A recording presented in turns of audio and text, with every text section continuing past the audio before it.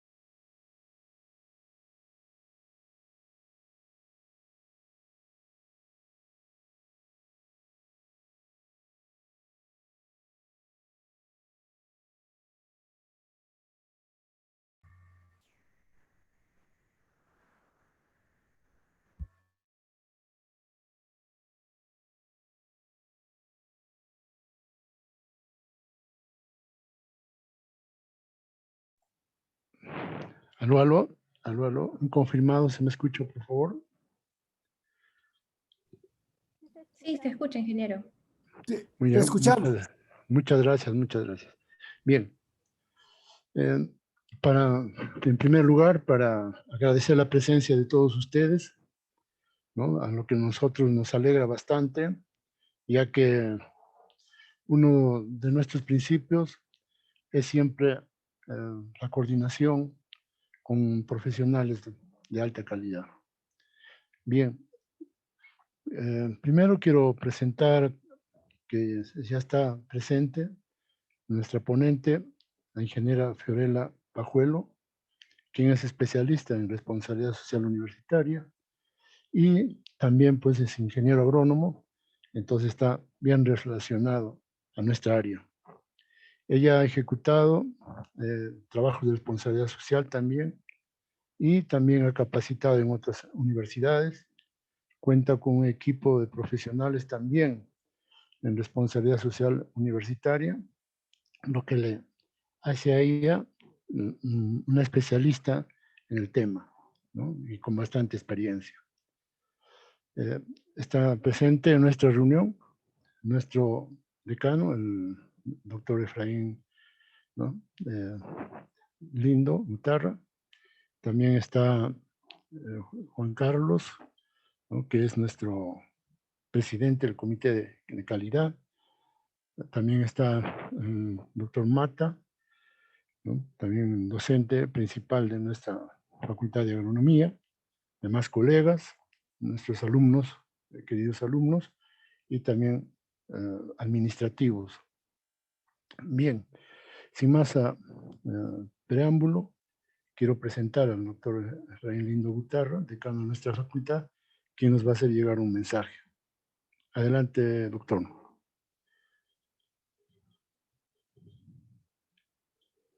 Aló, aló.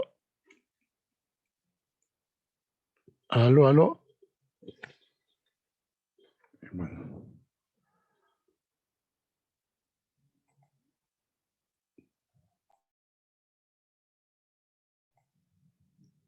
Aló, aló. Aló, no tengo audio. Sí se escucha. Ah, ya.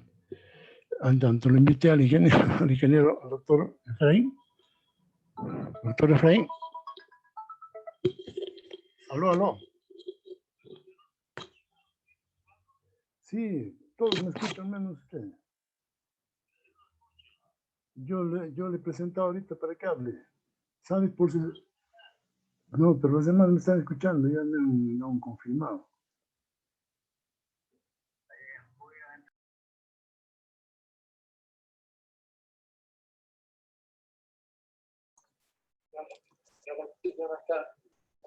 Bien, colegas, no sé si me están escuchando, no he escuchado nada al moderador. ¿Me escuchan? Sí, doctor, se les... ¿Me escuchan? Sí. Sí, doctor, se le escucha normal. Se le escucha. ¿Me están escuchando? Sí, doctor, se le escucha bien. Ya, gracias. Bien, en primer lugar, mi saludo, buenas tardes a cada uno de ustedes. Asimismo, darle la bienvenida a los que nos van a capacitar durante estos 2 meses, al ingeniero Fiorella, al doctor Diego, de igual manera a Guillermo Chan Chuyes. Bienvenidos, y asimismo saludar a los colegas de nuestra Facultad de Agronomía, de igual manera a los administrativos y estudiantes que le hemos citado para hoy, día y el transcurso de estos 2 meses, con el objetivo de tener una capacitación básicamente en lo que es RSU, Responsabilidad Social Universitaria, que es para nosotros es un punto importante para nuestra acreditación. Antes de darle el pase a los capacitadores, voy a presentarles sus experiencias laborales que han tenido, ¿no es cierto?, en el transcurso de su trayectoria profesional. Voy a empezar con nuestra ingeniera agrónoma, la Fiorella Pajuelo Romero. Es ingeniera agrónoma de la Universidad Nacional Agraria La Molina, con estudios de especialización en responsabilidad social, empresarial y sostenibilidad para el sector de agricultura, asimismo con un diplomado en desarrollo rural y seguridad alimentaria, ambos en la Universidad de San. Además de estudios en equidad de género, bioeconomía, economía circular y relaciones comunitarias, experiencia de 6 años en el sector público y privado, trabajando proyectos de responsabilidad social y sostenibilidad en temáticas de cadenas productivas sin trabajo infantil, cambio climático, alianzas estratégicas. Actualmente trabaja en el Ministerio de Economía y Finanzas como especialistas de seguimiento presupuestal para el sector agricultura. Ella es la capacitadora del evento y asimismo hoy día nos están acompañando sus colegas Diego Méndez Vázquez, abogado por la Universidad de Piura y egresado de la maestría en Derecho Administrativo y Regulación del Mercado por la misma casa de estudios.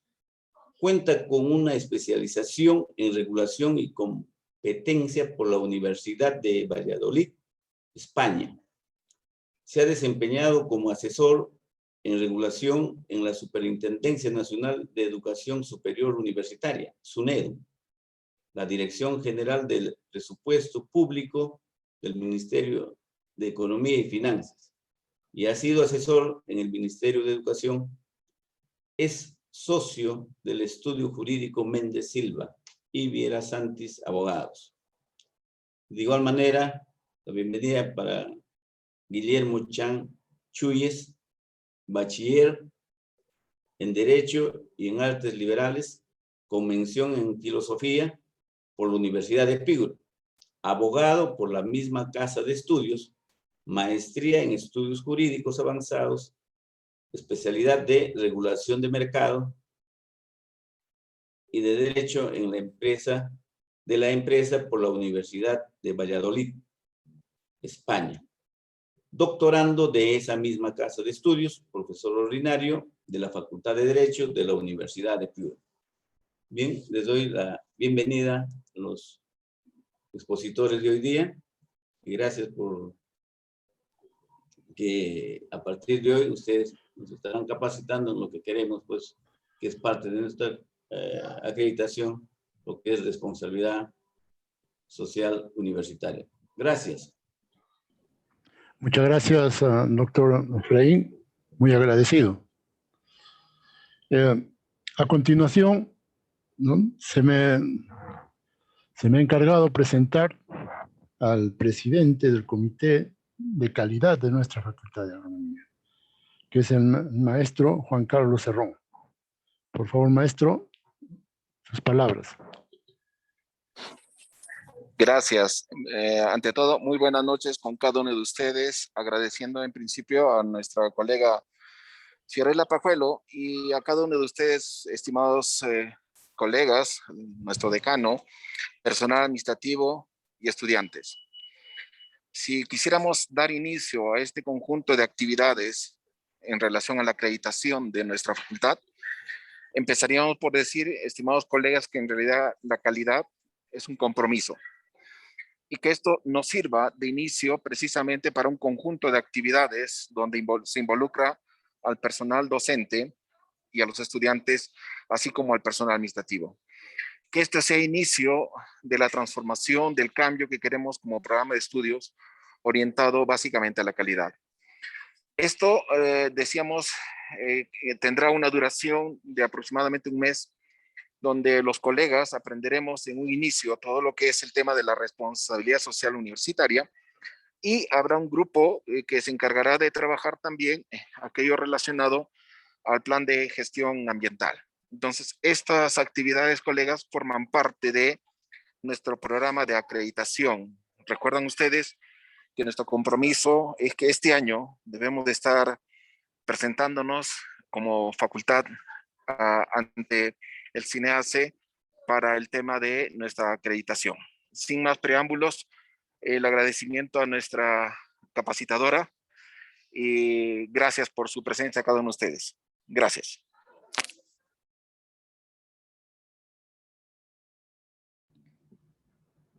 Sí, gracias, ingeniero. No sé.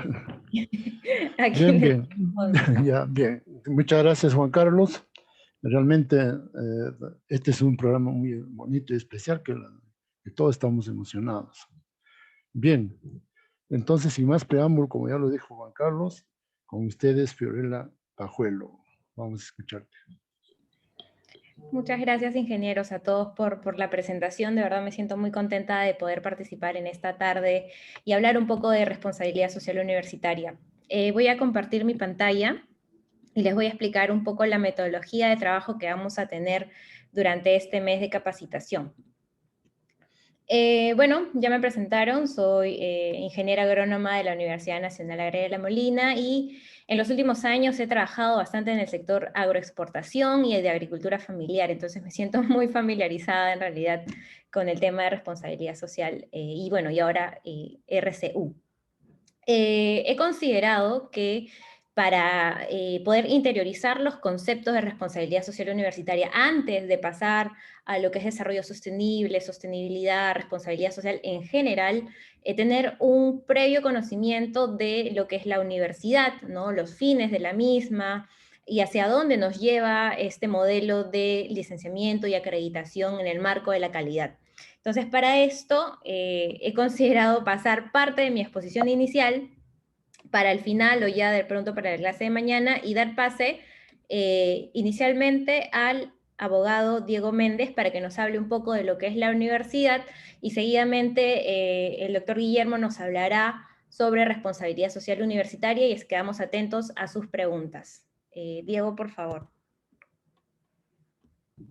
Gracias. Hola, buenas noches, ¿qué tal? Un gusto poder compartir con ustedes un momentito de esta presentación tan interesante sobre la responsabilidad social universitaria. Y bueno, en este caso, bueno, Fiorella me ha pedido tratar un poco de los antecedentes, ¿no? Para contextualizarnos en qué marco nos estamos nos estamos moviendo al hablar de responsabilidad social universitaria. Y lo primero es, claro, nos estamos entendiendo en el marco del servicio educativo, principalmente en cuanto al derecho a la educación. Y es importante hacer esta mención porque muchas veces se trata de señalar o de hacer la diferencia mencionando que la educación puede ser solamente un servicio o está considerada como solo un servicio y no es un derecho o no se reconoce como un derecho.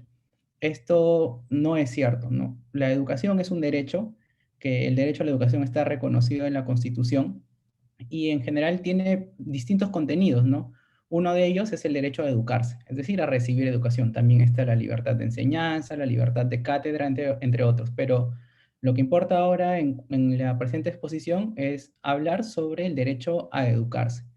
Y como todo derecho, conforme la teoría, bueno, jurídica, la teoría filosófica lo ha venido concibiendo, tiene siempre un doble contenido. Todo derecho, cuando uno habla de un derecho, siempre reconoce dos aspectos.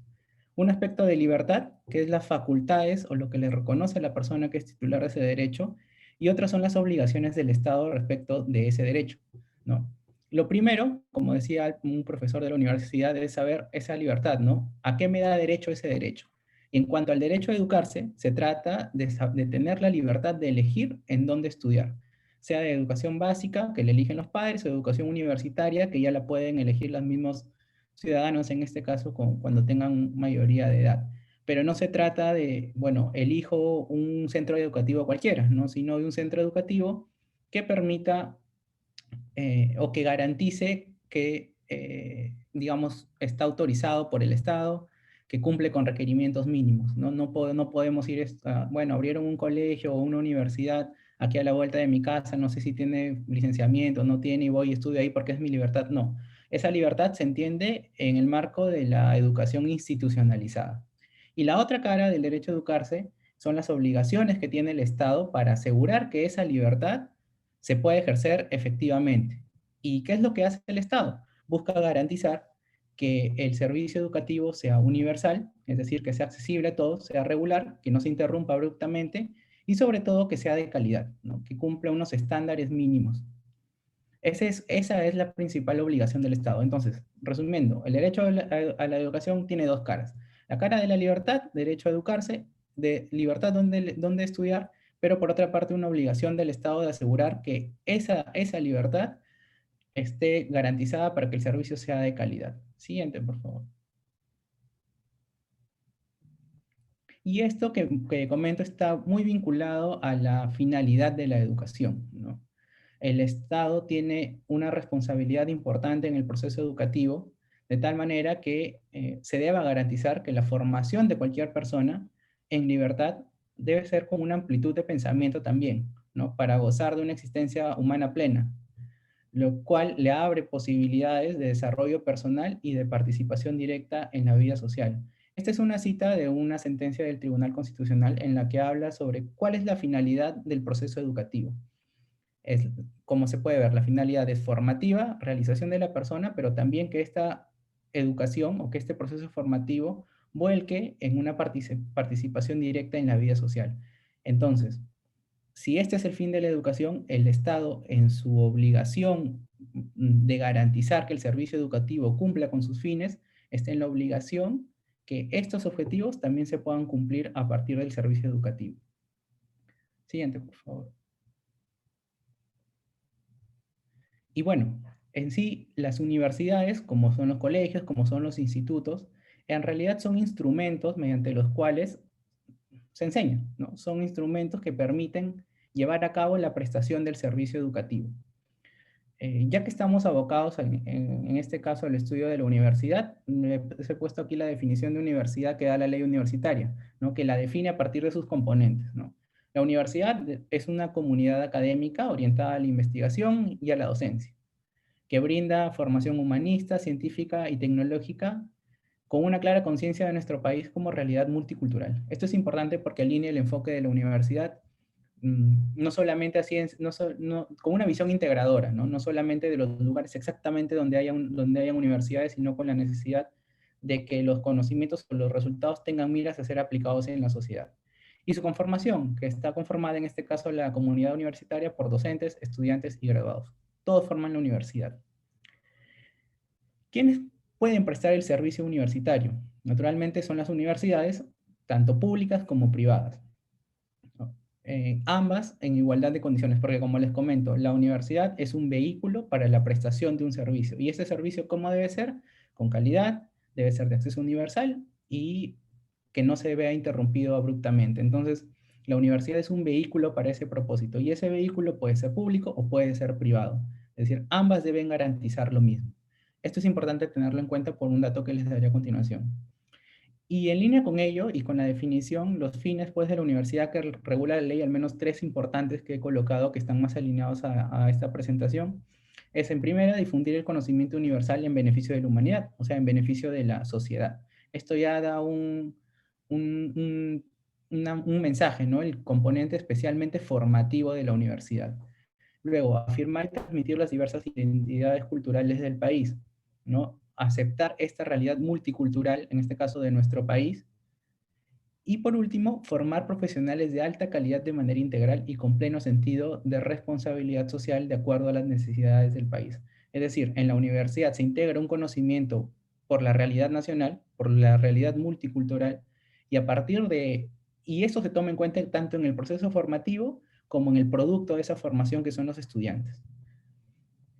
Datos importantes, como les decía, la universidad es un vehículo para la prestación del servicio educativo. Puede ser público o puede ser privado. Y en este caso, tanto universidades públicas como universidades privadas están obligadas a garantizar esa calidad, universalidad y regularidad del servicio. El Estado, como les comentaba, en cuanto a la educación como servicio, es garante de que este servicio se dé en condiciones de universalidad, de regularidad y de calidad. Siguiente, por favor. Entonces, el Estado se ha encargado, o bueno, claro, el Estado se ha encargado de llevar a cabo la regulación de la vida de la universidad. Esto es prácticamente una línea del tiempo de cómo se da de cómo funcionan las universidades en el Perú, cómo se regulan las universidades en el Perú y qué actores intervienen. En cuanto a su creación, las universidades se pueden crear por ley, que son las universidades públicas, con una serie de requisitos que están en la ley universitaria, o por acuerdo privado en el caso de las universidades privadas, que pueden ser societarias o pueden ser asociativas. Sin embargo, no basta con crear la universidad, no basta que exista una ley que crea la universidad, no basta una minuta de constitución de una universidad o un contrato de constitución de una universidad. Para que pueda funcionar la universidad es necesario contar con una autorización. Y aquí entra la regulación del funcionamiento de la universidad, pero no de cualquier funcionamiento, sino de un funcionamiento con calidad. Para eso, ya desde el 2014, con la ley universitaria, se inició un proceso de reforma de las universidades que venían prestando el servicio y se decantó que la nueva autorización con la que deberían contar todas las universidades a nivel nacional para continuar prestando el servicio o para comenzar a prestarlo es el licenciamiento. ¿Qué es el licenciamiento? Es justamente eso, la autorización que se otorga a aquellas universidades que cumplen con unos requisitos mínimos de calidad, llamadas condiciones básicas de calidad, ¿no? Este es como comprarte el carro, pero no puedes hacerlo taxi. Puedes tener el carro, pero no puedes hacer taxi hasta que no tengas tu permiso, ¿no? Y además del licenciamiento, que es el primer paso, posteriormente se encuentra la acreditación. Y la acreditación, si bien es cierto, también se encarga de medir estándares de calidad, porque pues actualmente y desde el nacimiento de esta reforma educativa se habla de una política nacional de aseguramiento de la calidad en la educación, que lo que se busca es que en todos sus niveles la educación sea de calidad. El licenciamiento es una primera etapa de medición de esa calidad muy mínima y la acreditación ya es un estándar superior. Pero como estándar superior, en sí, los procesos de acreditación, salvo en el caso de 3 carreras, son opcionales, ¿no? Pero eso no significa que no sean importantes, sino que la acreditación en realidad, y de esto lo explicará Guillermo posteriormente, es una señal de una calidad superior de la educación, ¿no? Es lo que hace distinta a una universidad de otra. No todas las facultades o las universidades tienen programas acreditados. Es importante mencionarlo porque existe a veces un poco de desconocimiento en tanto lo que se trata, en tanto el licenciamiento con la acreditación. A veces bastaría con con estar licenciados, probablemente para funcionar, pero no para poder decir que estoy metido en la ruta de la calidad. Y eso es importante. Y finalmente el cese, que ya es una supervisión que está a cargo de SUNEDU, pero que bueno, no nos convoca ahora. Pero esos son los 3 grandes bloques. Nos estamos enfocando ahora en el funcionamiento de la universidad. Siguiente, por favor. Y bueno, en este ámbito de funcionamiento, como les comentaba, los dos grandes hitos son el licenciamiento y la acreditación. Aquí hay una tablita de distinciones muy básicas entre licenciamiento y acreditación, que es algo que se suele confundir. El licenciamiento, como les comento, es otorgado por la SUNEDU, verifica condiciones básicas de calidad, o sea, lo mínimo indispensable para que una entidad pueda denominarse universidad y funcionar como tal. Y además, en tanto mínimo indispensable, es obligatorio, ¿no? Es obligatorio para prestar el servicio educativo. La acreditación sí está otorgada por el SINASE, verifica estándares especializados de calidad, ya no son cuestiones mínimas, y es opcional, como les comentaba, para universidades que buscan hacer una diferencia. Y entiendo que, bueno, eso es lo que nos convoca aquí. Me parece que hasta ahí estoy. Sí, ahora, bueno, gracias Diego por explicarnos sobre la importancia, ¿no? Considero como hoy estamos reunidos tanto alumnos como profesores, administrativos, egresados, es importante conocer el fin de la universidad, ¿no? Y el fin de tener un programa, en ese caso el de agronomía, que esté acreditado, ¿no? Que nos garantiza que va a cumplir más allá de lo básico y va hacia pos de la excelencia, ¿no? En el marco de la calidad. Entonces, para ya haber entendido lo que es la universidad y por qué se acredita, y el camino que busca, ahora doy pase a Guillermo para que nos hable sobre un poco de la historia de la responsabilidad social universitaria, que es uno de los lineamientos a cumplir cuando una universidad y un programa se encuentran en camino hacia la acreditación. Guillermo, por favor. Muchas gracias a la ingeniera. Muy buenas noches a todos. Es un gusto compartir, aunque sea unos minutos, sobre la historia de la responsabilidad social universitaria. O básicamente vamos a responder la pregunta de cómo así tiene una universidad que ser socialmente responsable. Parto de algo que mencionó mi antecesor, el doctor Méndez. Ustedes sabrán que básicamente los fines de la universidad son 3, ¿no? Investigar, educar, y el tercero que es la responsabilidad social universitaria. Antiguamente se llamaba extensión universitaria. Entonces, ¿de dónde surge esto? Siguiente diapositiva. Esto surge de muchos años atrás. Cuando se fundaron las universidades en la Edad Media, su fin normalmente se centró en los saberes superiores. O sea, lo que estudiaba la universidad en un principio era lo que los clásicos llamaban el trivium y el quadrivium, ¿no? Se estudiaba, pues, matemática, geometría, aritmética, música, y luego las carreras que existían eran filosofía, teología, medicina y derecho. Eso es todo lo que había en la universidad. Sin embargo, esto no hizo que la universidad se cerrara en sí misma, ¿no? Sino que era una universidad que dialogaba con el mundo, ¿no? No solo servía también para que alguien acceda a una profesión, sino, por ejemplo, se metía en debates de la época. Yo tengo aquí un ejemplo que es en la Universidad de París, por ejemplo, opinaban en favor del rey en el conflicto que enfrentó a Felipe el Hermoso de Francia con el Papa Bonifacio VIII, ¿no? Respecto del... La propia universidad se volcaba sobre los temas que pasaban en el mundo. Sin embargo, solo respecto de estas materias, porque el resto de materias no eran propiamente universitarias. Pasaron los siglos y llegó, bueno, la creación de los estados nacionales, la reforma protestante y con ello la modernidad, ¿no? Sin embargo, aquí lo que pasó fue que la universidad se aferró a su sistema medieval, se quedó solamente en los saberes sapienciales, o sea, en estas cosas que les he mencionado, y dejó de lado pues todo el humanismo, todo el renacimiento, la nueva filosofía y la nueva ciencia. O sea, toda esa experimentación y este destape científico se hizo fuera de las aulas universitarias. Y el no actualizarse hizo pues que la universidad entre en crisis. Y esto hizo que la universidad entre en reforma pero ya no desde su fundadora, que era la Iglesia Católica, sino ya desde el Estado. En ese sentido, se crearon los dos grandes modelos de universidad. El modelo francés, que es un modelo más basado en las humanidades, con una universidad central con muchas sedes, y luego está el modelo alemán, que se volcó más en las ciencias exactas y en las ciencias empíricas, ¿no? Entonces, estos modelos lo que hicieron fue cambiar el modelo de universidad.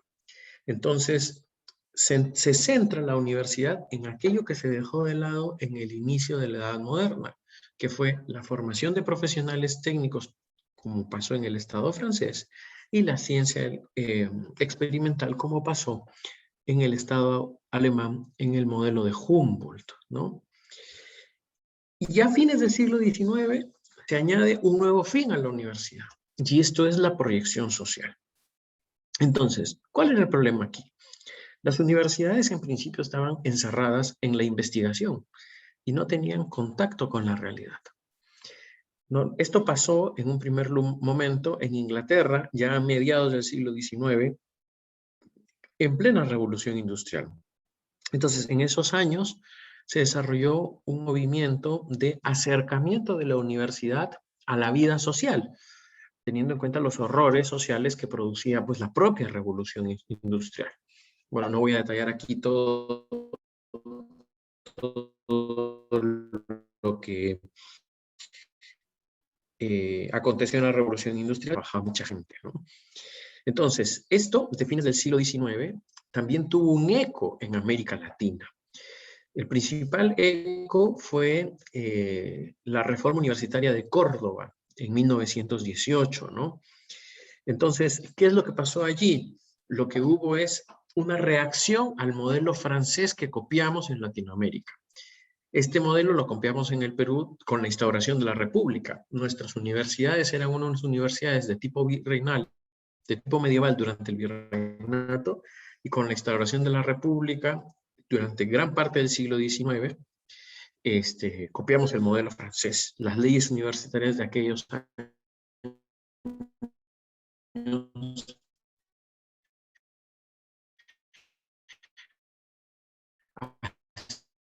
así lo explican. Y en el torno durante el siglo XX hubo reflexiones en torno a cuáles deberían ser los fines de la universidad. Son muy importantes las reflexiones del cardenal Newman en Inglaterra, la de Karl Jasper en Alemania y la de Ortega Gasset en el mundo hispano, ¿no? Y esto era porque se buscaba pensar para qué sirve la universidad, cuál es el fin de la universidad. Entonces, esto también impacta en el Perú, ¿no? Como decía, durante la etapa virreinal, nuestra universidad, la primera, que fue San Marcos, copió el modelo de la Universidad de Salamanca. Es más, el edicto que erige la Universidad de San Marcos es muy pequeño. Es un privilegio de Carlos V que dice, créese la Universidad de San Marcos con todos los privilegios de la Universidad de Salamanca. O sea, son 3 líneas y todo lo que se hizo fue copiar todo lo que pasaba en Salamanca, ¿no? Luego ya, como dije hace un momento, en la época republicana se impuso el modelo francés. Y esto pasa en el Reglamento General de Instrucción de 1850, ¿no? Entonces, la Universidad de San Marcos era el centro universitario del país y todas las otras universidades se regían en torno a lo que decía San Marcos. Por eso se hablaba de universidad mayor e incluso de universidades menores, ¿no? Y alrededor del siglo XX, del siglo pasado, entraron las ideas de la reforma universitaria por impulso e imitación de lo que pasaba en Córdoba, ¿no?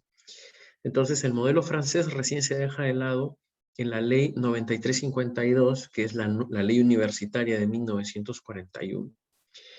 En esos años comenzó a vivirse esto que se llamaba proyección social. Sin embargo, la ley universitaria no recogía nada.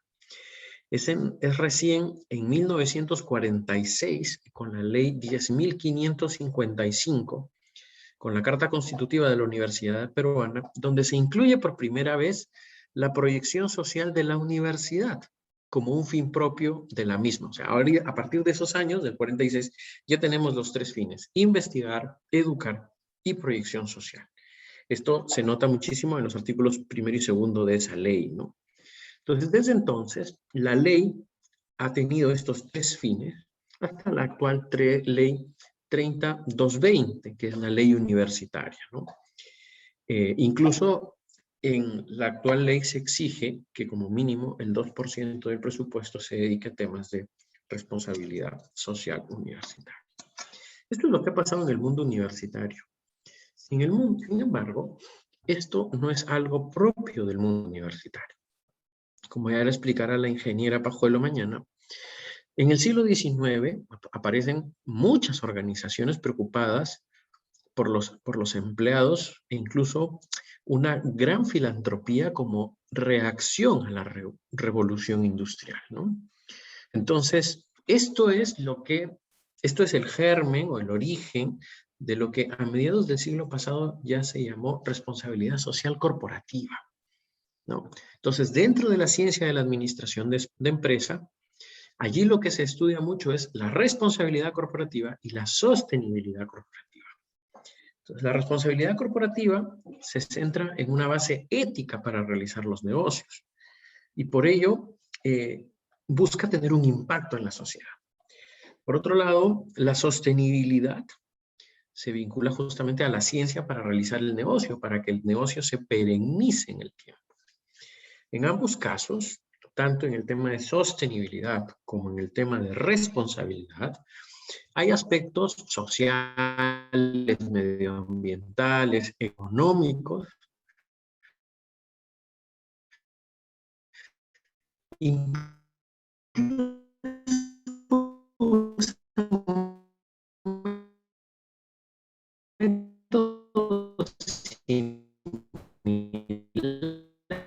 similares, ¿no? Para fijar sus objetivos.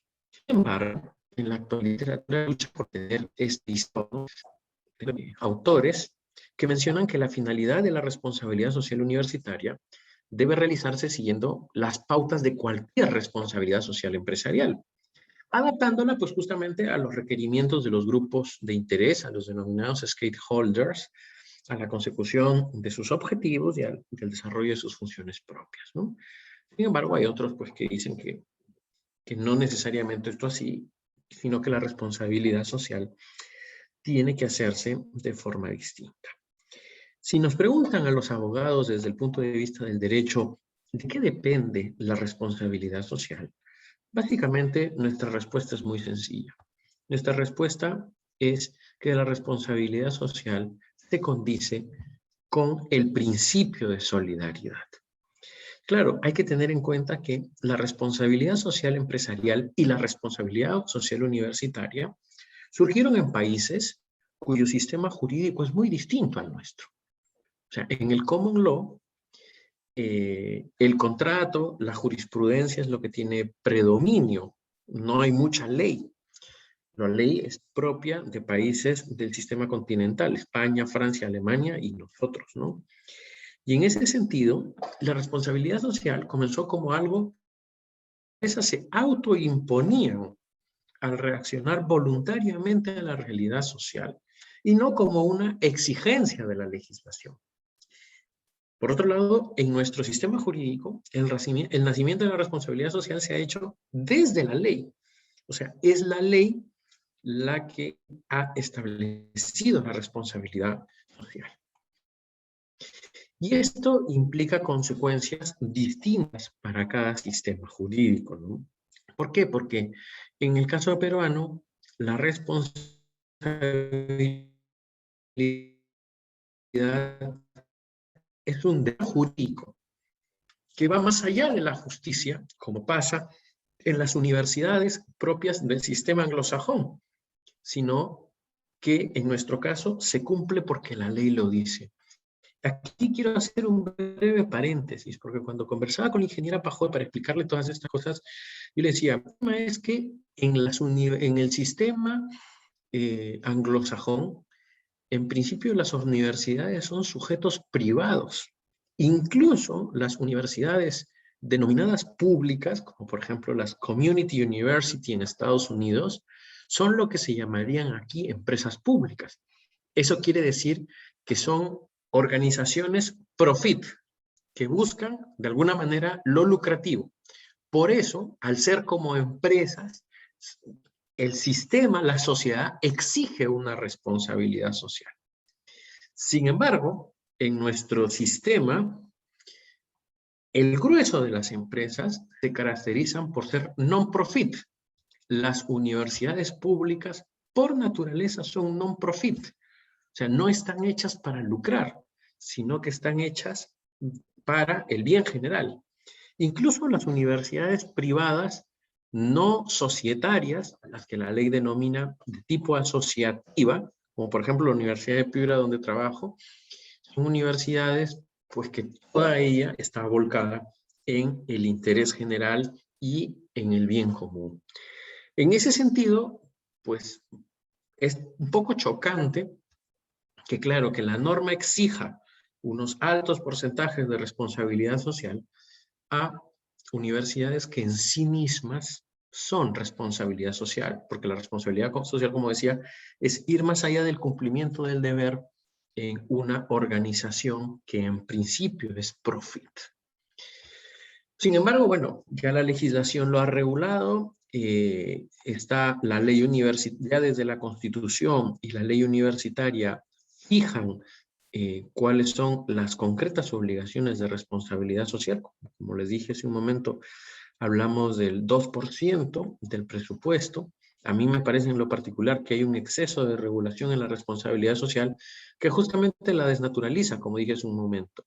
Ya no es una responsabilidad social, ya no es algo que excedo al cumplimiento de mi obligación, ya no tiene un valor ético, sino que tiene un valor jurídico, porque es algo que impone la legislación.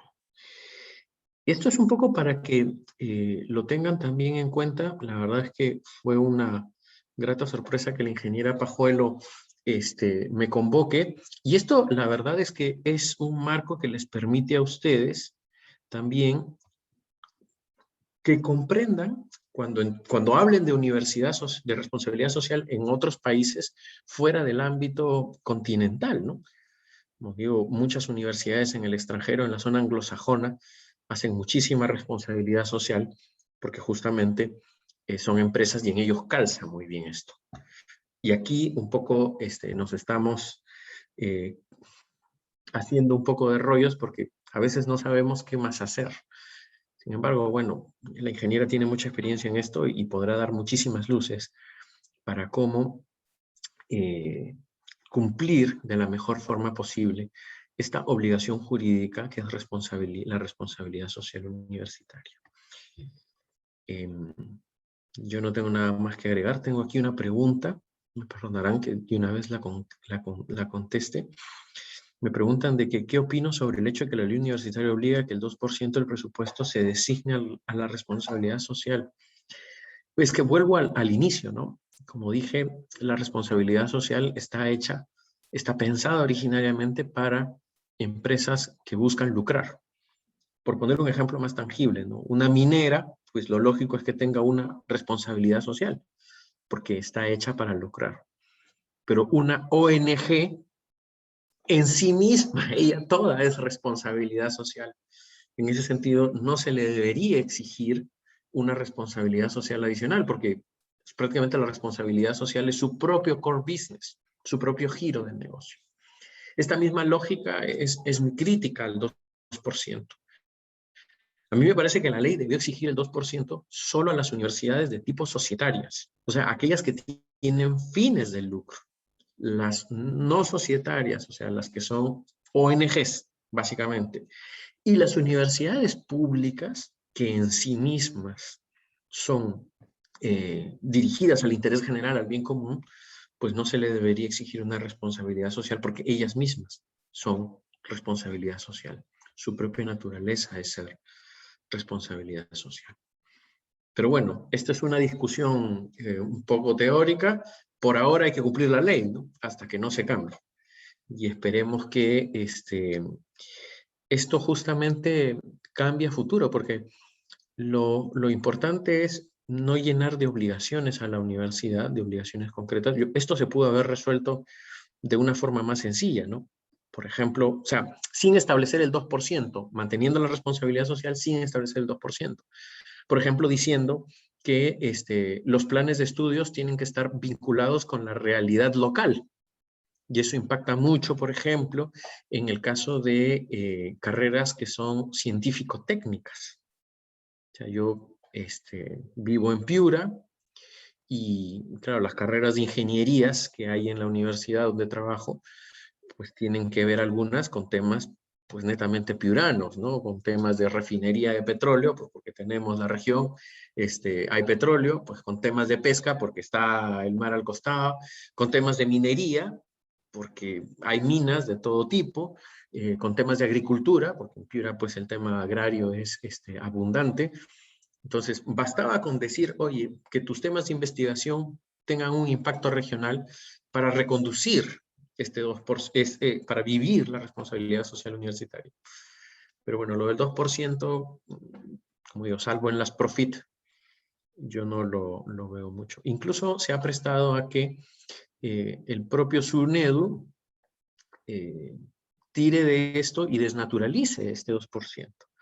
Porque hubo un momento en donde SUNEDU emitió una resolución en donde este 2% servía para que los alumnos puedan pasarse de universidades que eran cesadas, ¿no? O sea, tras el cierre de la universidad, pues una universidad podría usar ese 2% para apoyar al alumno para que ingrese a otra universidad. Eso no tiene nada que ver con la responsabilidad social universitaria, eso es un tema de continuidad en el servicio. O sea, se pudo haber hecho bajo otro sustento jurídico, pero no es un tema de responsabilidad social universitaria. Entonces, a la larga, pues tenemos a las autoridades que están con los vaivenes en qué usar este 2%. Nada, espero que haya quedado claro. Muchas gracias por la invitación a la ingeniera Pajuelo.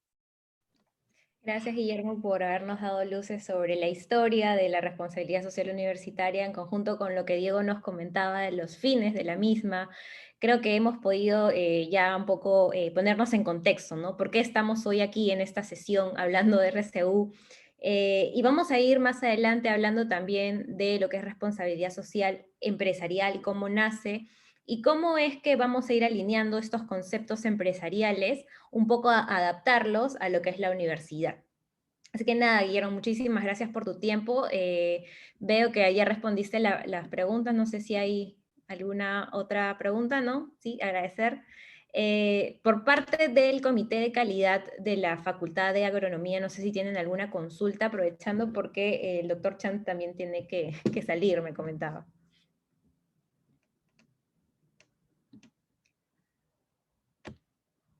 ¿Sí? ¿No? ¿Todo conforme, Juan Carlos? Para continuar con la exposición. ¿Están por ahí? Los participantes del Comité de Calidad de la Facultad. Sí, muy bien, ¿sabes? Agradecemos pues la participación de los ponentes. Claro, muy interesante es el tema de la responsabilidad social universitaria, ¿no? Su historia y su proyección. También, digamos, su enfoque es amplio y a veces nos hace pensar, a ver, ¿qué hacemos o por dónde empezamos? ¿No es cierto? Una vez más, agradecemos por la participación de ambos profesionales. Todo está claro. Muchas gracias. Gracias, ingeniero. Continúa. Sí, continuamos entonces. Solo para recordarles ya, agradecerles al doctor Diego y al doctor Chan por su participación. Y bueno, para continuar con la exposición, quiero explicarles cómo esto es parte de un curso de responsabilidad social universitaria, comentarles que se les ha habilitado la plataforma Moodle para que puedan ustedes encontrar los materiales de estas capacitaciones, las diapositivas. Asimismo se les está dejando lecturas, ¿no? Bibliografía para que puedan revisar, para poder conocer un poco más acerca de la RCU. Y la dinámica va a ser esta. Durante la semana, al menos esta primera semana, tenemos clase hoy, hemos tenido de 6 a 7:30, el día de mañana también tenemos sesión de 6 a 7:30, y se les va a habilitar un examen, una prueba. Todas las semanas, el curso dura 4 semanas y cada semana va a tener un examen. El examen estará disponible en la plataforma Moodle por 24 horas, todo el día domingo se encontrará habilitado para que ustedes puedan rendir la prueba correspondiente. Durante la exposición se han hablado algunos puntos importantes que van a ser considerados también en la evaluación que les corresponda a los profesores. Así que bueno, además de agradecerles a Diego y al doctor Chang, continuamos entonces con la exposición. Ya hemos hablado de lo que es la universidad, hemos conocido cómo se ha llegado al concepto de RCU incluso en la ley universitaria, y vamos acá a conversar sobre algunos mitos de la responsabilidad social. Vamos a aclarar estas preguntas de, ¿realmente es responsabilidad social universitaria o es filantropía? ¿O simplemente es algo que tengo que cumplir yo porque está en la ley universitaria? Entonces vamos a ir hablando de eso. Les muestro el contenido de la sesión. Ya hemos tenido la participación del abogado Diego y del abogado Guillermo. Me corresponde a mí hablarles del contexto y el concepto de responsabilidad social, y posteriormente, si nos alcanza el tiempo, porque entiendo que la sesión de hoy es hasta las 7:30, y si hubieran preguntas, igual las pueden poner en el chat, estamos para responderlas. Y el día de mañana continuaremos también con una siguiente sesión. Bueno, ¿qué es lo que estaba pasando? El doctor Chang nos hablaba de la revolución industrial.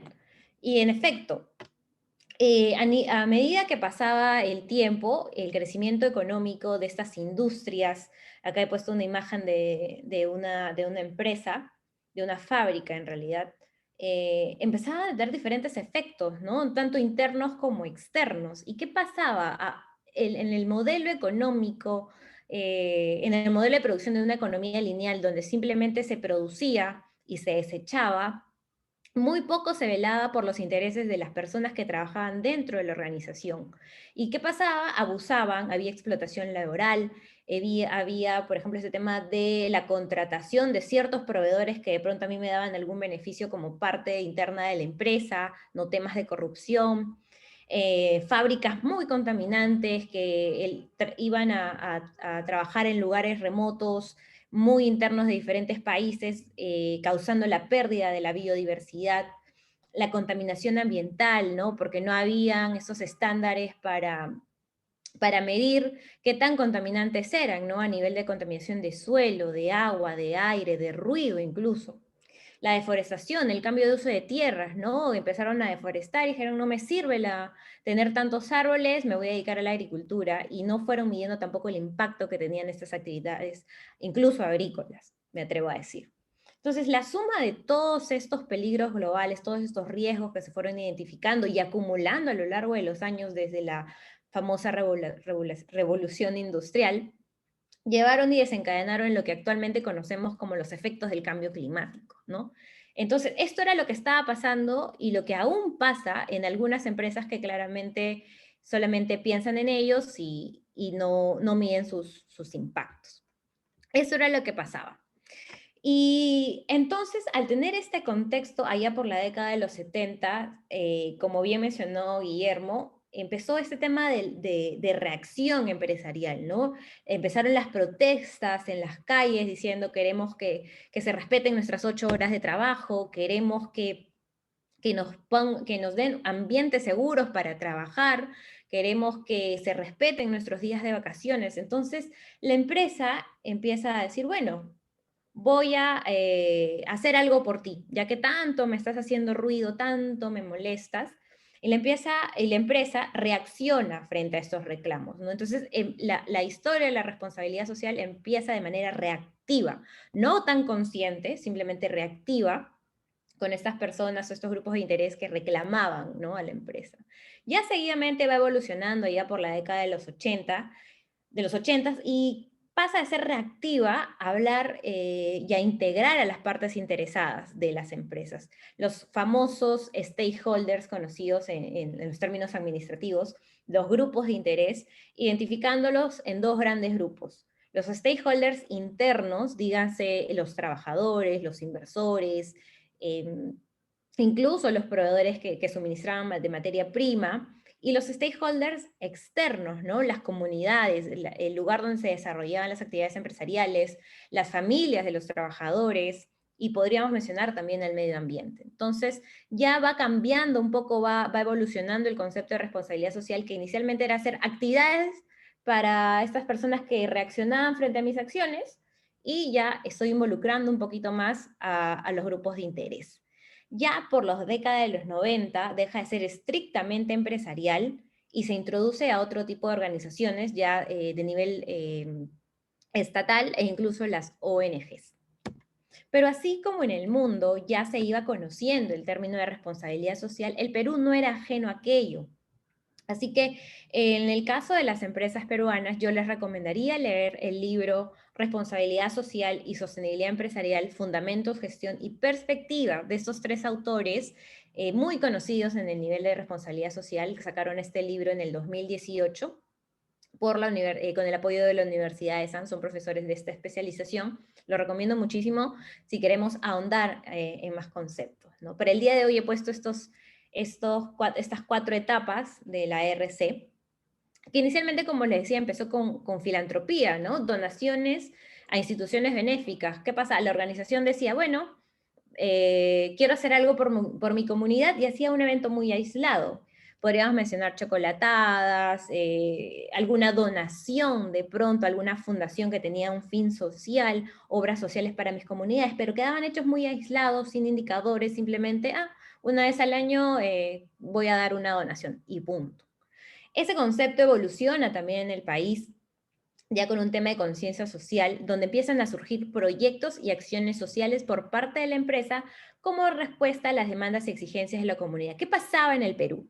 Nosotros sabemos que somos un país agrobiodiverso, tenemos más de 2.000 variedades de papa, y a nivel de fauna y flora silvestre también tenemos una riqueza impresionante. Entonces, estas empresas que llegaban a trabajar, por ejemplo, en zonas muy, muy remotas en la selva, por dar un ejemplo, no tenían permiso social para operar, simplemente habían llegado porque habían comprado tierras ahí y empezaban a operar, y las comunidades shipibas o qué sé yo, no estaban de acuerdo con esas actividades. Entonces, lo sentían ajenos, ¿cierto? Entonces, la empresa empieza a pensar no solamente en darle una donación, sino ya pensar en un proyecto que involucre a estas personas. Pero eso no fue suficiente. Pasaron los años y ya esta conciencia social evoluciona a lo que es un realismo crítico. Es decir, que no solamente sean proyectos, sino una etapa de sistematización de los esfuerzos de la responsabilidad social. Es decir, yo empresa estaba haciendo acciones aisladas, ahora lo voy a juntar todo en un plan y voy a involucrar a toda mi cadena de valor, desde la compra de mis suministros hasta la venta de mi producto. En el caso, claro, de que sea una empresa que produce un producto, ¿no? La empresa que brinda un servicio también podría tomarlo así, pero vamos a involucrar a toda la cadena de valor. ¿Y con qué fin se involucra toda la cadena de valor? Para encontrar organizaciones con las que puedan hacer alianzas estratégicas con el fin de lograr la responsabilidad social de su organización. Hablemos del Estado, ¿por qué no? Cuando queremos hacer un proyecto de educación, por ejemplo, les doy el ejemplo de un fondo. ¿Qué pasaba? Y puedo nombrar ese fondo con el que trabajé allá por el norte. La Agrícola Cerro Prieto lo que dice es, voy a hacer una promoción para la educación de los jóvenes de mi comunidad, y yo voy a empezar a construir un colegio. Pero ¿quién es el ente encargado de la regulación de la educación? ¿Acaso no es el Ministerio de Educación? Entonces lo que ellos hicieron fue trabajar una alianza para la creación, y ellos pagaron, claro, la construcción de este colegio bajo la metodología de obras por impuestos. Entonces, ahí vemos cómo funciona así el fin que tenía esta empresa para lograr un bien social, y la alianza estratégica que podríamos tomar del Ministerio de Educación, que tiene las políticas para realizar este tipo de infraestructura, ¿no? Y además de esto, no solamente hablar de la importancia de las alianzas, sino también del concepto de valor compartido. ¿Qué es el valor compartido? Es el famoso ganar, ganar, gana la empresa, gana la organización y gana también podríamos tomar alguno de los stakeholders, alguno de los grupos de interés. Pongamos el ejemplo de Nestlé, lo que pasó en el Perú. Nestlé, como ustedes saben, es una gran empresa que necesita suministros, ¿no? Materia prima. Y uno de los productos que tenía Nestlé, o que requería, por ejemplo, para los productos Nestlé, era la leche. Entonces, Nestlé tiene una política fortísima de valor compartido, donde dice, yo como empresa también no quiero crecer solo, quiero que también crezca mi proveedor de leche. En este caso, ¿quién era su proveedor de leche? Los que tenían su ganado lechero, ¿no? Pero el problema de este ganado lechero en una zona de Cajamarca era que era muy poco productivo. Sus vacas estaban desnutridas, no tenían un plan de alimentación, no tenían buenos pastos. Entonces lo que hace Nestlé es ir y brindarle asistencia técnica a estos productores, a estos ganaderos, para que mejoren su producción a nivel de calidad de producto y de eficiencia. Y le dicen, bueno, yo te voy a capacitar, tú vas a recibir todo este conocimiento gratuito y yo te voy a pagar el precio justo cuando tú tengas una producción que sea de calidad. Y era un ganar, ganar, ganaba la empresa y ganaba el producto, ¿no? Entonces ya la responsabilidad social, como digo, va pasando ya a un comportamiento un poco más integrado, ¿no? Un totalizado del crecimiento de la empresa y mi proveedor. Eso por un lado. Actualmente ya estamos hablando, y muchos de ustedes, entre alumnos y profesores, de pronto ya hemos escuchado bastante sobre la sostenibilidad y el desarrollo sostenible, ¿no? ¿Qué es? Pues migramos de esta responsabilidad social hacia la sostenibilidad, que tiene como base también tener la medición periódica de los indicadores de sostenibilidad. Ahora más adelante les voy a comentar qué es sostenibilidad para que tengamos los conceptos claros. Entonces, ya hemos visto la evolución de cómo fue cambiando el concepto de responsabilidad social, y si hablamos de estándares de calidad, conocemos las ISO. Existen diversas ISO, la ISO 14000, la ISO para la medición de la huella ambiental, varias ISOs, ¿no? Y una de esas ISOs es la ISO 26000, que es una guía para implementar responsabilidad social en una organización. Y la define como responsabilidad de una organización ante los impactos que sus decisiones y actividades ocasionan en la sociedad y el medio ambiente. Nuevamente, hablamos de esta responsabilidad donde la organización identifica sus impactos en el ambiente y sus impactos sociales y empieza a potenciar los impactos positivos que encuentre y a reducir esos impactos negativos que pueda encontrar, sea en el medio ambiente o en sus comunidades, a través de un comportamiento transparente y ético. Más adelante vamos a hablar un poquito de esto, solo para sumar y decir que la responsabilidad social contribuye al desarrollo sostenible, la salud y el bienestar de la sociedad. ¿Qué más? ¿Qué más es la responsabilidad social?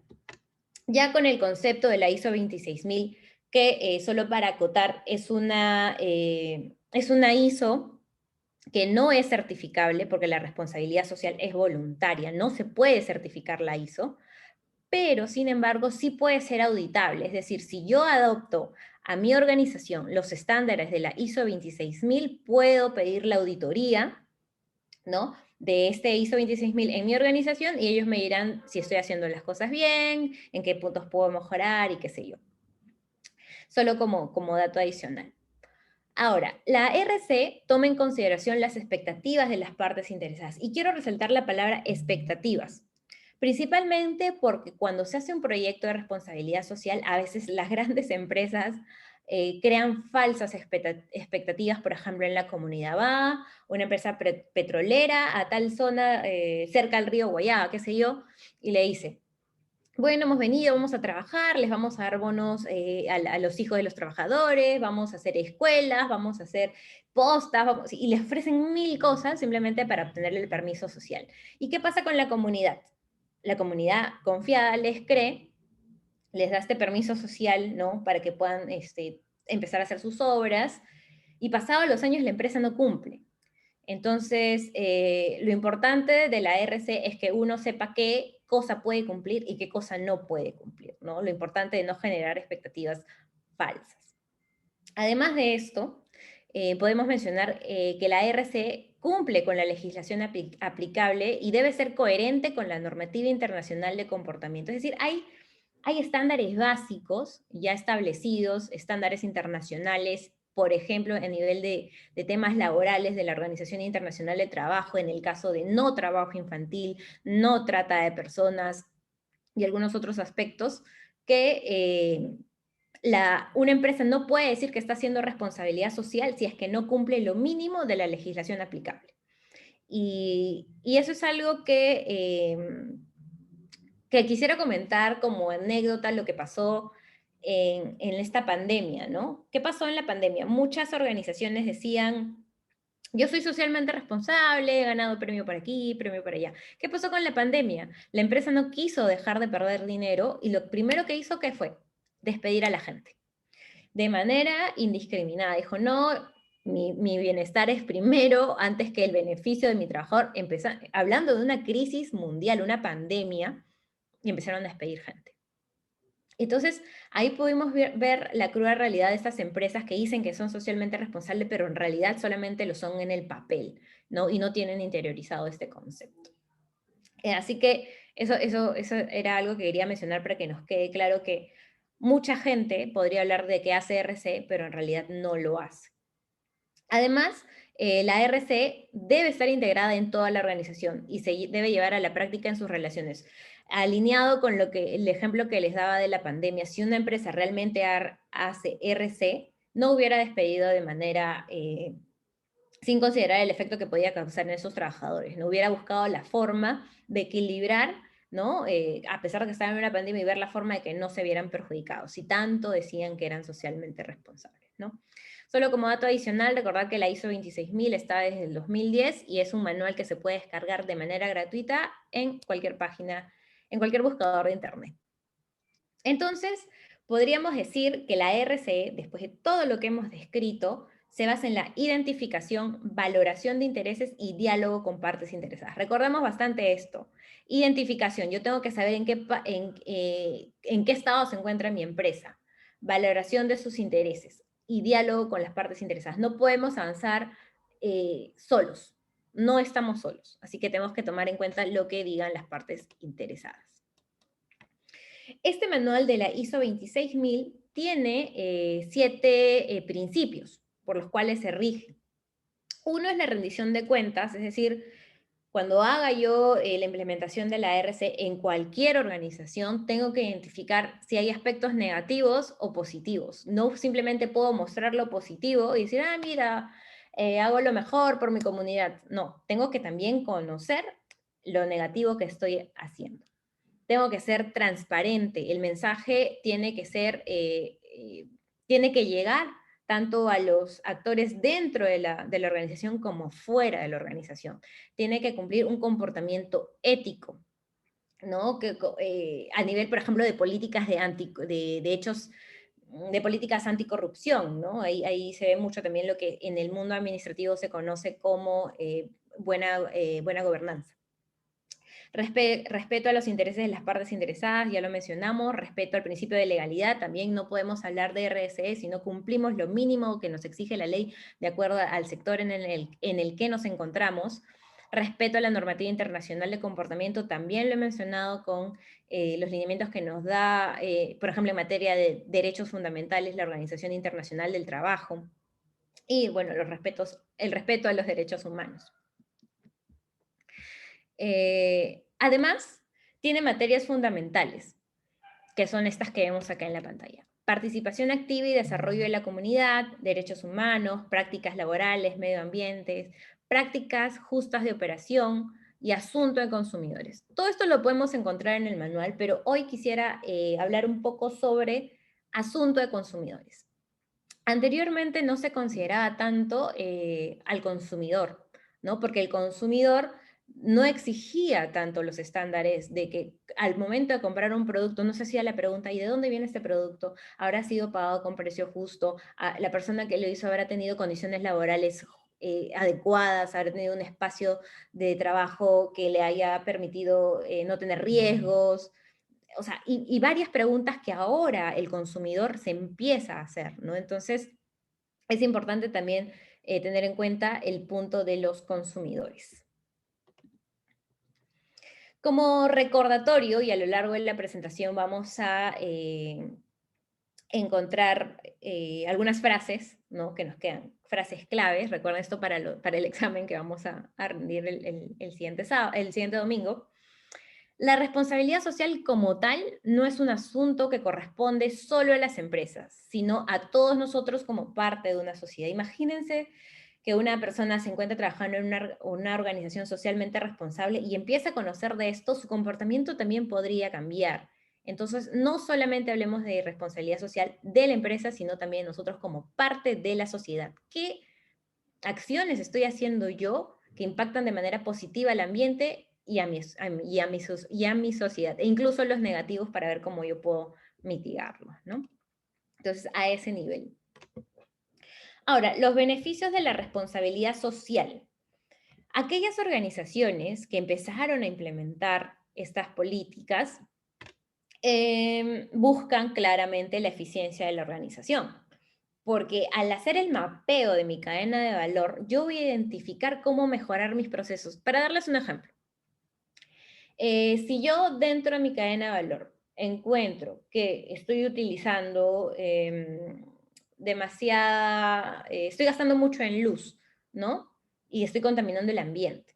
¿Qué otro tipo de energía podría yo utilizar? Entonces ahí empiezo a pensar, bueno, ahora podría ser biodigestores, para el caso de agricultura, para obtener energía, y qué sé yo.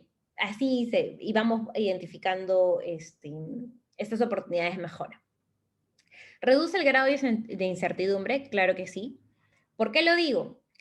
Porque un trabajador que se sepa dentro de una organización socialmente responsable va a decir, bueno, yo estoy en una organización que sé que tiene políticas de RC, que me va a pagar el sueldo justo, va a respetar mis vacaciones, va a respetar mi horario de trabajo de 8 horas, me va a pagar mis horas de trabajo extra, voy a tener beneficios sociales para mi familia, me va a dar, como tiene políticas de seguridad y salud en el trabajo, me va a dar también espacios y el equipamiento correcto para que no sufra yo ningún perjuicio.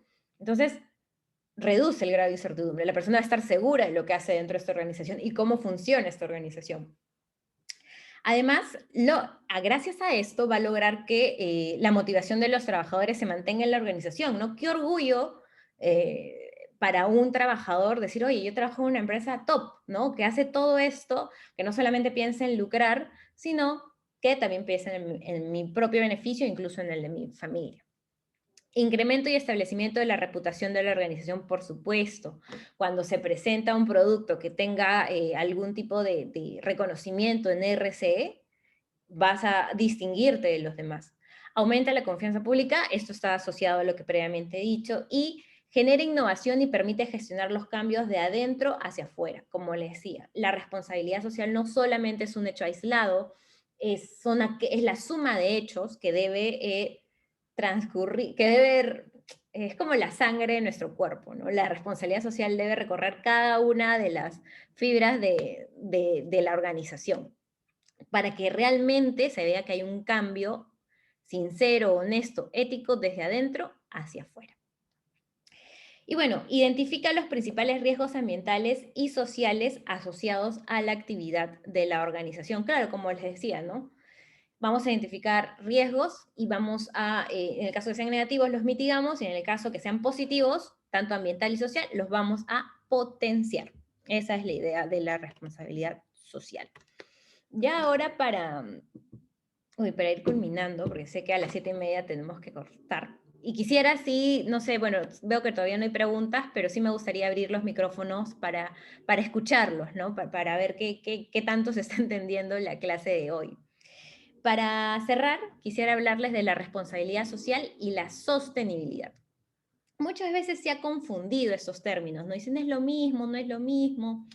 Bueno, allá por 1987, la Comisión Brundtland del Medio Ambiente y Desarrollo de las Naciones Unidas acuñó el término sostenibilidad y lo definió como el desarrollo que satisface las necesidades del presente sin comprometer la capacidad de las futuras generaciones, garantizando el equilibrio entre el crecimiento económico, el cuidado del medio ambiente y el bienestar social. Cuando les hablaba inicialmente del modelo económico, la economía lineal, que simplemente producía, no pensaba en ningún efecto, en ningún impacto, pensaba que habían 2, 3, 4, 5 planetas y no le importaba que los recursos se agoten, ¿no? Porque claro, pensaba en un pensamiento individualista, no le interesaba. Para ellos la empresa crecían, y lo que pasaba a los alrededores realmente no les importaba. Entonces, es dejar esto, ¿no? Es este modelo de pensamiento y empezar a tomar acción frente a lo que yo como organización estoy haciendo. Yo voy a ser una organización sostenible si empiezo a producir, en el caso que sea la producción de un producto, ¿no? De manera tal que voy a garantizar que las siguientes generaciones puedan obtener los recursos. Es decir, que yo no los voy a agotar. Entonces ya es un paso superior, ¿no? Un lineamiento que podríamos decir, un cumplimiento global. La responsabilidad social, en cambio, habla de organización. Quedémonos con eso. La responsabilidad social se enfoca en una organización, la sostenibilidad, el desarrollo sostenible habla de indicadores globales, ¿no? Entonces diríamos que la responsabilidad social es una herramienta que sí nos ayuda a llegar a esta sostenibilidad tan hablada, ¿no? De producir en el marco de que no, decir, mejor dicho, producir respetando estándares que permitan que las siguientes generaciones encuentren los recursos disponibles. Así de sencillo. Entonces, para este logro, las Naciones Unidas, en el 2015, comparte con el mundo los 17 Objetivos de Desarrollo Sostenible. De pronto muchos hemos escuchado de esto. ¿Y qué son los ODS? Los famosos ODS. Son un conjunto de 17 objetivos adoptados e interrelacionados para erradicar la pobreza, proteger el planeta y asegurar la paz y la prosperidad de toda la humanidad para el 2030. Es decir, va a sumar los esfuerzos de todo el mundo para lograr estos 17 objetivos en vía de que podamos erradicar la pobreza, protejamos al planeta y aseguremos prosperidad para toda la humanidad. Estos 17 objetivos de desarrollo sostenible tienen 169 objetivos en total. Todos son importantes. El tema aquí es identificar en qué sector nosotros nos encontramos. Soy empresa privada, soy empresa estatal, soy una organización sin fines de lucro, soy del sector agricultura, soy del sector minas, soy del sector hidroeléctrico, y yo voy identificando cuál objetivo me va a permitir a mí establecer como organización y decir que estoy en pos del desarrollo sostenible. Podríamos mencionar la no pobreza, el hambre cero, la equidad de género, la acción por el clima, las alianzas estratégicas y así, diferentes.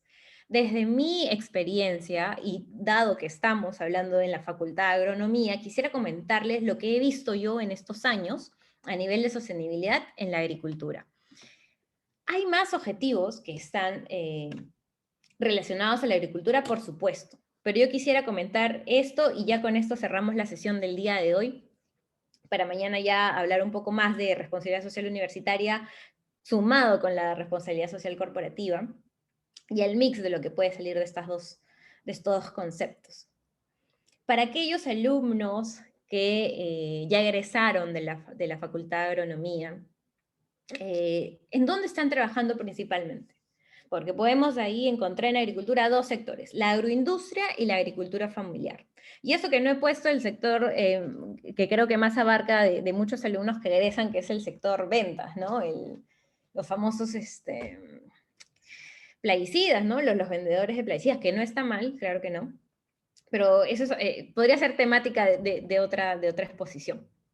Pero bueno, enfocándonos en sostenibilidad y los ODS para la agricultura, a nivel de agroindustria, podría decir que, claro, apoya con el fin de la pobreza, el ODS 1. ¿Y por qué? Porque genera trabajo. ¿Qué potencia que ha tenido el país en la agroindustria para generar trabajo? Y podríamos tomar ejemplos de Ica, de Piura, de Lambayeque, nuestros espárragos, nuestros arándanos. Hay un gran logro a nivel de fin de la pobreza para estas personas que han logrado un trabajo. ¿Qué más? El hambre cero. Si hablamos de una agricultura sostenible, una agricultura escalonada, que conozca bien cuándo producir, cómo producir, vamos a garantizar que los alimentos estén disponibles durante todo el año. Hambre cero. Además, podríamos hablar del ODS 8, trabajo decente y crecimiento económico. ¿Ya qué me dirán? ¿De qué estás hablando? Les comento. Dentro del objetivo, el del ODS 8, existe una meta específica que dice erradicar el trabajo infantil para el 2030, trabajo infantil cero. Y de pronto no sé si ustedes sabían las estadísticas, pero el trabajo infantil en el sector agricultura es alucinante.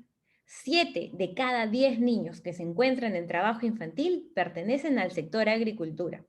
Y ahora podríamos abrir debate y me dirán, pero que el niño vaya al campo y ayude a sus padres es normal. O sea, es parte de la cultura que tenemos nosotros y se respeta.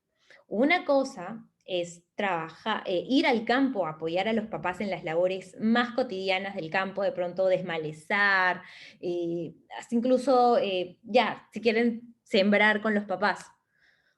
Pero hay ciertos horarios que se deben cumplir, ¿no? El trabajo infantil es aquel trabajo que va a alejar al niño de la educación. El niño tiene que estudiar en el colegio y tiene que tener tiempo para hacer sus tareas. ¿Qué pasa si en lugar de estudiar el niño prefiere ir a trabajar?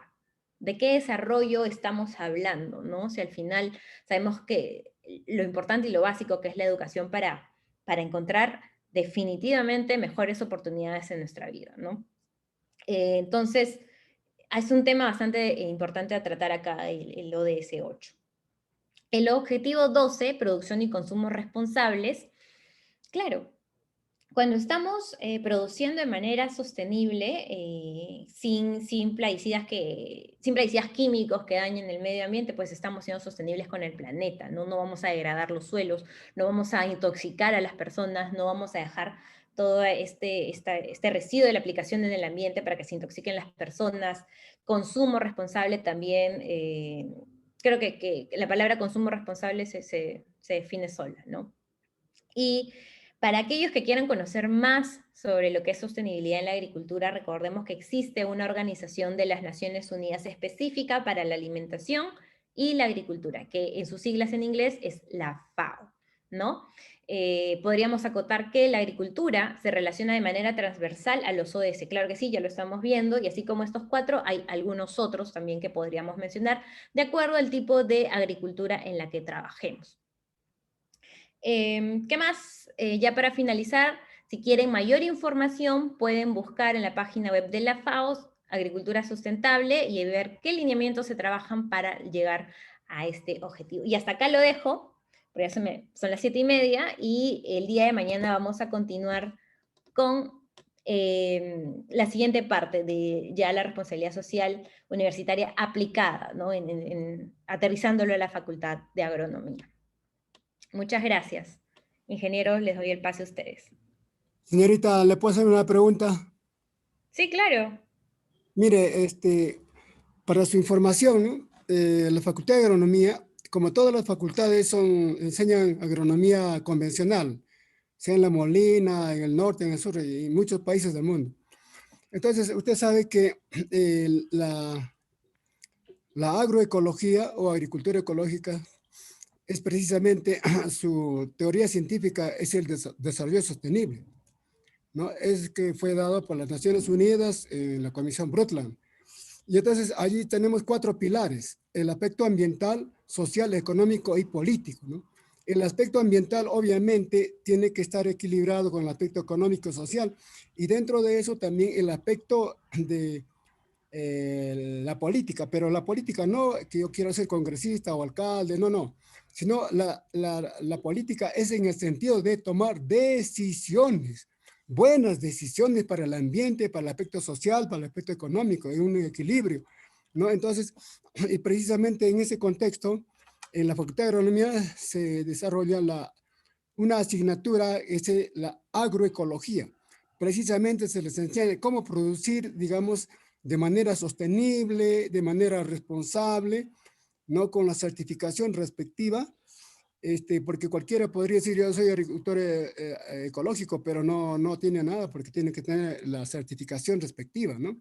Inclusive para el mercado local, nacional o para exportar, ¿no? Cuyos precios son mayores, desde luego. Entonces, en ese contexto, nosotros estamos dentro de la Facultad de Agronomía, ya trabajando hace más o menos 2 años, digamos, no sé si va a ser una escuela más, justamente de agricultura sostenible y cambio climático, ¿no? Entonces, yo creo que eso va a enrumbarse dentro de las perspectivas y que desde luego va a ayudar a los estándares de acreditación, tanto en RCU o como también en la producción de calidad, que es finalmente la que es el objetivo de la agroecología. Y eso, bueno, ya lo estamos trabajando en la Facultad de Agronomía para su información. Muchas gracias.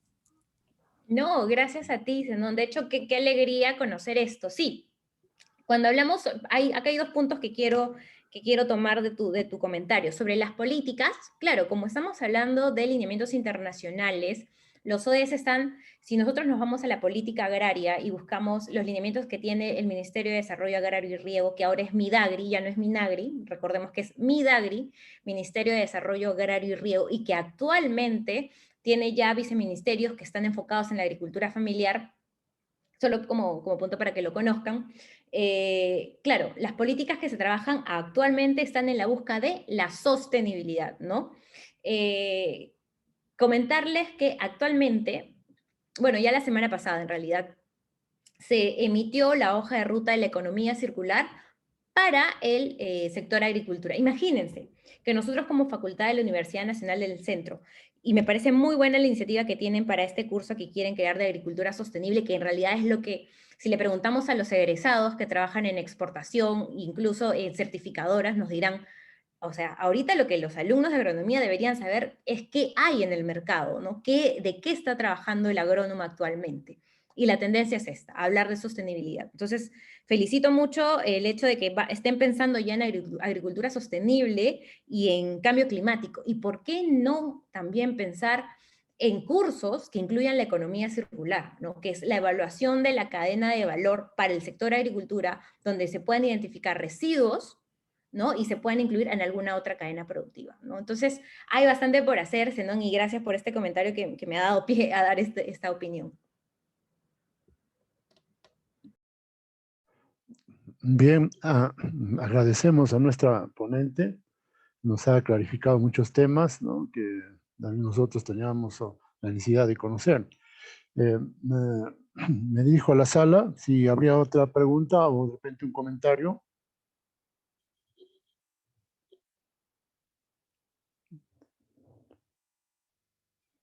A ver, por favor, ¿alguna pregunta?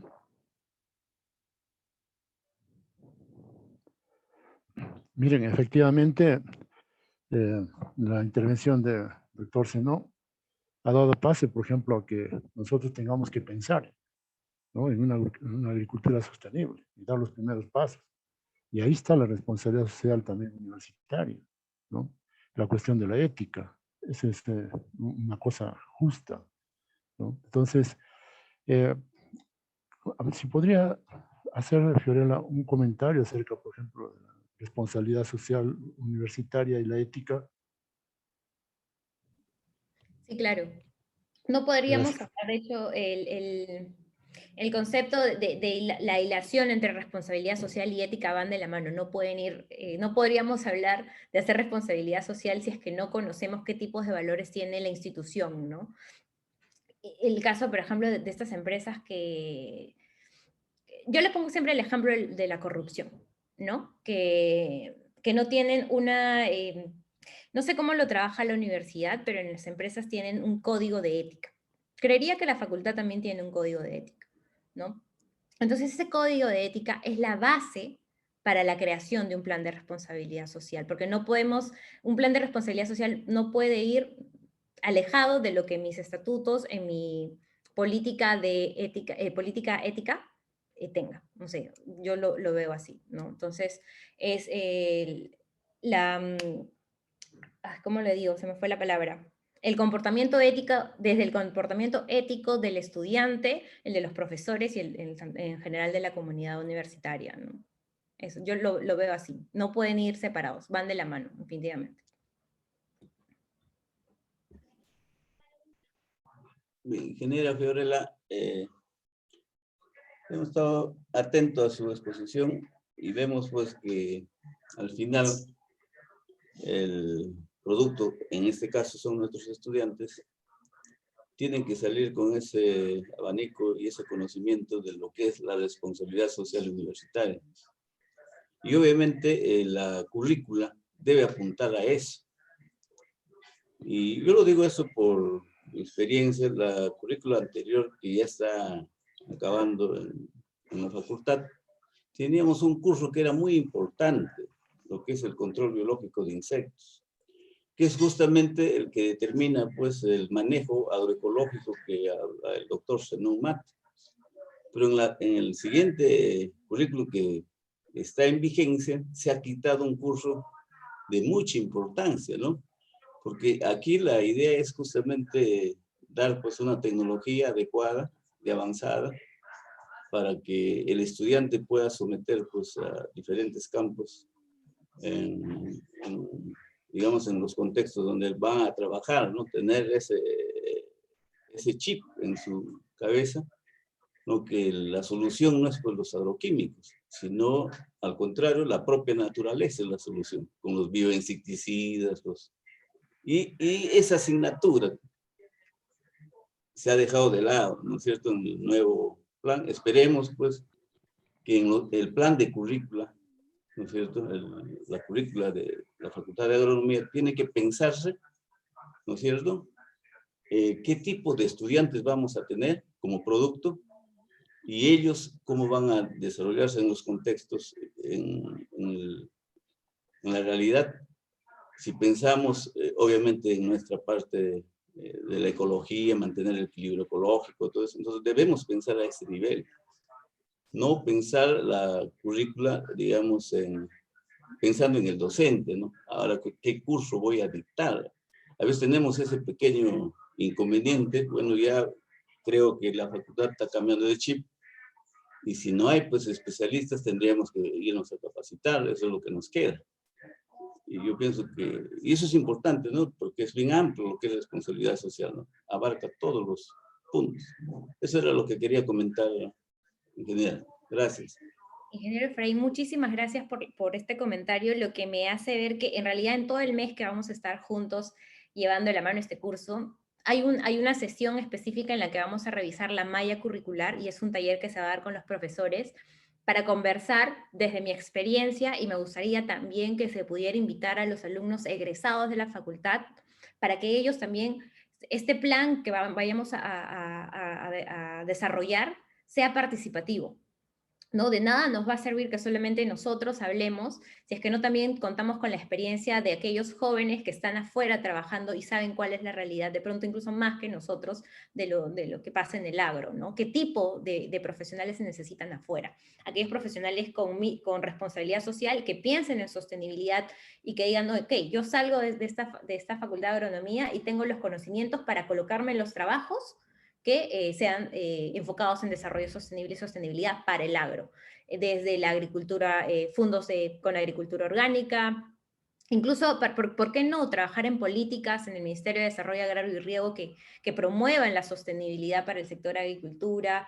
Y así, ¿no? El control biológico que usted mencionaba, y dejar tanto ese tema de qué va a pasar si seguimos abusando del uso de los agroquímicos y los agricultores aplican. Nosotros mismos como profesionales a veces hemos sido vendedores de agroquímicos, y como digo, no está mal, pero si no es una persona técnica capacitada que sepa indicar sepa indicar al agricultor cómo aplicar un plaguicida, pues simplemente vamos a seguir contaminándonos, ¿no? Entonces, bueno, esa es una invitación a los docentes que se encuentran presentes, a los egresados también, que todo este mes vamos a también poder tener la oportunidad de trabajar y evaluar un poco los cursos que se encuentran en la malla para enfocarlos hacia un desarrollo sostenible, de todas maneras. ¿Alguna otra pregunta? ¿Un comentario, por favor? Como estamos dando cuenta, ya entramos en la responsabilidad social universitaria, ¿no? Está muy claro que cada uno tenemos en nuestro corazón, en nuestra mente, mejorar nuestro medio ambiente, ¿no? Desde nuestro barrio, nuestra casa, nuestro hogar, proyectarlo hacia la universidad, a la empresa, ¿no? Es algo muy, muy interesante. Qué bonito el tema, ¿no? ¿Alguna pregunta? Bien, entonces me parece que ha estado todo bien claro. Quiero agradecer a nuestra ponente, a Fiorella Sayuri Pajuelo Romero, también a los dos doctores en abogacía. Aquí podría decir un comentario, ¿no? Para los estudiantes, que la agronomía está bien relacionada a la cuestión, al aspecto legal, ¿no? Digamos que el ingeniero agrónomo es responsable ante la ley. Eso de repente vamos a ver un poquito más adelante. Bien, entonces, Fiorella, muy agradecido en nombre de la Facultad de Agronomía, de sus autoridades, de sus administrativos, de nuestros alumnos. Entonces nos vemos el día de mañana. Muchas gracias. El día de mañana. Muchas gracias a todos. Buenas noches. Gracias. Hasta mañana. Buenas noches, hasta mañana. Chao, nos vemos. Gracias, muy amable. Mañana. Esté bien.